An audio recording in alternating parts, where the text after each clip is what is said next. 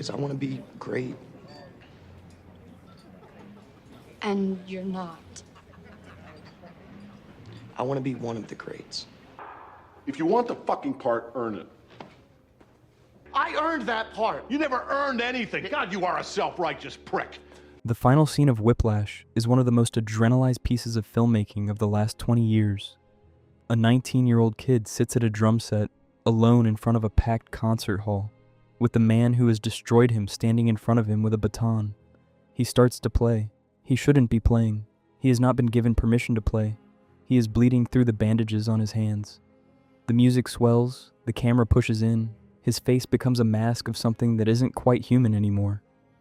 And 10 minutes later, when the lights cut, the audience erupts. The teacher smiles. The student smiles. Fade to black. For a decade, viewers have argued about that scene. Did Andrew win? Did Fletcher win? Was it triumph? Was it horror? Almost nobody asked the question that the film is actually asking. There's one person in that scene that the camera keeps returning to, and almost no analysis of Whiplash mentions him. It is Andrew's father, standing in the wings, watching. His face, in that final moment, is not pride. His face is a kind of awe, mixed with a kind of horror, mixed with the recognition that, in the last 10 minutes, without him being able to do anything about it, he has lost his son. That face, not the drum solo, is the entire movie. The scene that holds the entire movie isn't a music scene. It's a family dinner. Andrew is sitting at a table with his father, his uncles, and two cousins, Travis and Dustin. Travis plays football at a Division III college. Dustin writes for his school newspaper.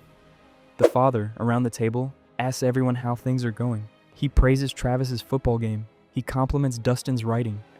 The conversation is warm, affectionate, generous. Then Andrew tries to talk about his drumming, about the fact that he has just been promoted to corps drummer at Schaffer, the best music conservatory in the country. About the fact that, in his field, this is the equivalent of his cousin's football scholarship, multiplied by 10. The father, on the surface, responds well. He nods. He says the right things. He smiles. But, and this is the moment the whole movie pivots on, the father does not believe his son. You can see it in his eyes. You can hear it in the half-second pause before he says, "That's great." You can feel it in the way the conversation slides, almost immediately back to Travis's football scores. Andrew, in that scene, finally, for the first time in the film, explodes. He starts attacking Travis's mediocre football career. He starts comparing himself to Charlie Parker. Watched on a second viewing, that scene is almost unbearable, because you realize what he is actually saying. He's not saying, "I'm better than my cousins." He is saying, "Please look at me. Please believe me. Please, for 1 second of this dinner, treat what I am doing as if it is real." The father responds gently. He's a good man by his own lights. He's never raised his voice in this film. He brings Andrew popcorn. He takes him to movies. But the one sentence Andrew has been waiting his whole life to hear, the sentence, "You are real, and what you are doing is real, and I see it." That sentence, the father never says. A Swiss psychologist named Alice Miller spent decades writing about a specific kind of child. The kind of child whose parents are not, in any obvious way, abusive. The kind of child whose parents are, often, loving, decent people. But who, somewhere in their own pain or limitations, are unable to do the one thing the child most needs, which is to witness who the child actually is. Miller called this child the gifted child, and she said something terrible about them. They spend their whole lives, often without knowing it, trying to manufacture the proof their parents could never give them. They become brilliant. They become accomplished. They become the doctor, the lawyer, the world-class drummer. Not because they love medicine, or law, or music, but because some part of them is still 6 years old, sitting at a dinner table, waiting for one specific person to look up from his plate and see them. Miller's gifted child does not chase greatness. Miller's gifted child chases a parent. Andrew Neiman is Miller's gifted child, set to a Hank Levy soundtrack. And the moment you see this, the film stops being about a drummer. It becomes about a son. So now Fletcher walks in. Most analyses of Whiplash treat Fletcher as the villain, the abusive teacher, the reason Andrew breaks. I want to suggest a different reading. Fletcher didn't break Andrew. Andrew was already broken. Fletcher was, perhaps, the first adult in Andrew's life who took his pain seriously enough to use it. Watch Fletcher in their first scene together. He asks Andrew lightly about his family, about his father. Andrew tells him, high school English teacher, failed writer. Fletcher nods, almost imperceptibly. In that moment, Fletcher understood something that took Andrew most of the film to articulate. He understood that this kid was carrying a wound that had nothing to do with music. He understood that this kid had a hole inside him where a father's belief was supposed to live. And he understood that, in the right hands, that hole was the most powerful instrument in the world. Fletcher offered Andrew something nobody else in Andrew's life, including the father, could offer. Fletcher offered him the possibility that, if he played well enough, he would finally be seen. Not loved, not nurtured, not supported, seen, witnessed, treated as if his existence was a thing that mattered enough to be either praised or destroyed. This is why Fletcher's abuse works on Andrew. Because abuse, and this is the most uncomfortable thing in the film, is, in a strange and sick way, a form of attention. A father who pretends to listen and then changes the subject offers you nothing. A teacher who screams at you for being half a beat behind offers you, at least, the experience of having been, for the first time, fully observed.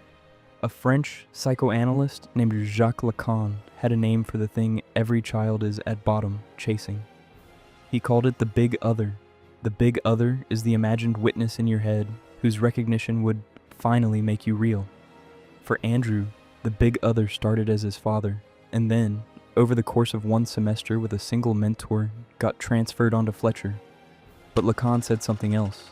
He said, the gaze of the big other will never settle the question. Because the big other is, in the end, a fiction. There's no recognition out there big enough to fill the hole inside you. You can chase it your whole life, and at the end, you will discover the gaze you were trying to earn was never going to be there. But you can chase it anyway. You can chase it so hard that you lose your friends, your girlfriend, your physical health, your hands.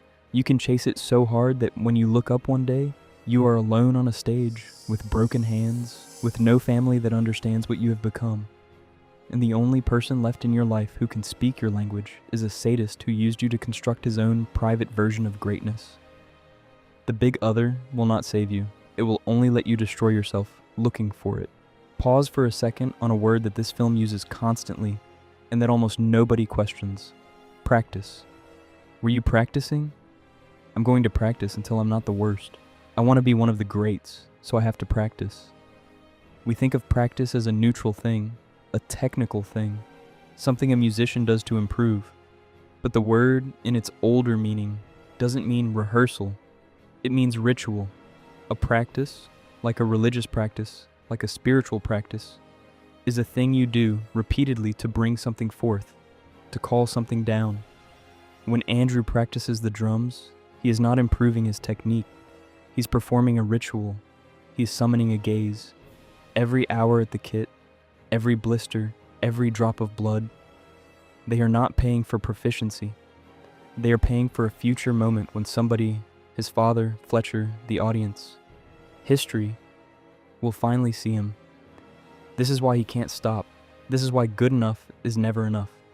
Because if practice were really about getting better, he would at some point get better and stop.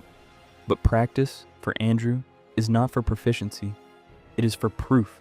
And proof, in the way Andrew needs it, is the one thing practice cannot deliver. The drums don't witness him. Fletcher's screams don't witness him. The audience doesn't witness him. Not really, because they don't know what it cost. There's only one person whose witnessing would settle the question. And that person, at a dinner table 10 years ago, was already looking at his football-playing nephew. Andrew practices forever, because the gaze he's practicing for is never coming. Watch how the film tracks what Andrew loses. In the first half hour, he has a father he eats popcorn with, an interest in movies, a tentative beginning of a relationship with a girl named Nicole, and a healthy young body. By the end of the film, he has none of these. He has fed them all into the drums. The breakup with Nicole is one of the most quietly devastating scenes in the movie. Andrew sits her down. He tells her, in a coldly clinical voice, almost word for word the voice of Fletcher, that the relationship has to end. He's going to be one of the greats. She is eventually going to resent him. The math is mathematic. End it now. Watch her face during that scene. There is no anger.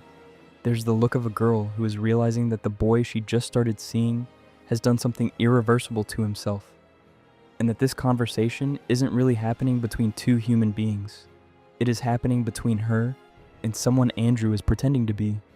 She is the last person in the film to look at Andrew and see him clearly. After her, there's no one left. Then the car accident. He's late to the concert. He rents a car. He drives recklessly. A truck T-bones him. He could die. He doesn't. He drags himself out of the wreckage with blood pouring down his face, with his hand mangled, and he runs to the concert anyway.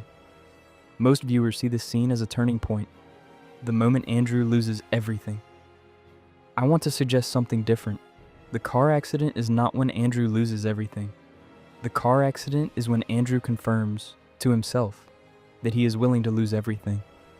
A kid who would crawl out of a totaled car with a broken hand just to make it to a concert in time is a kid who has already made the trade. The body is negotiable.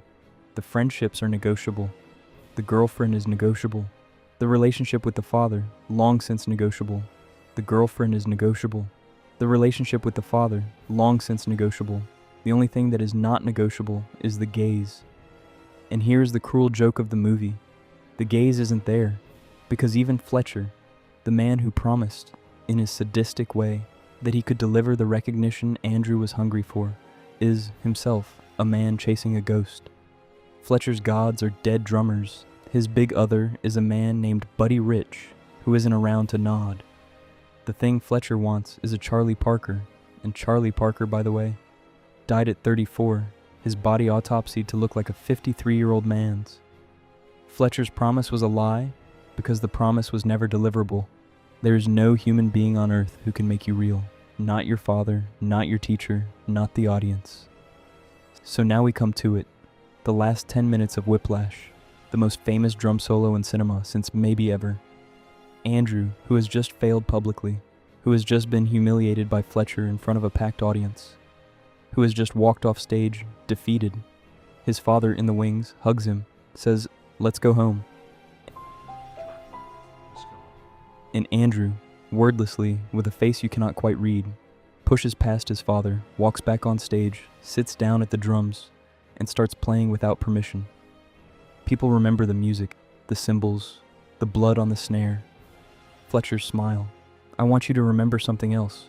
In the middle of that solo, the camera cuts, for a moment, to Andrew's father, standing in the wings, watching his son.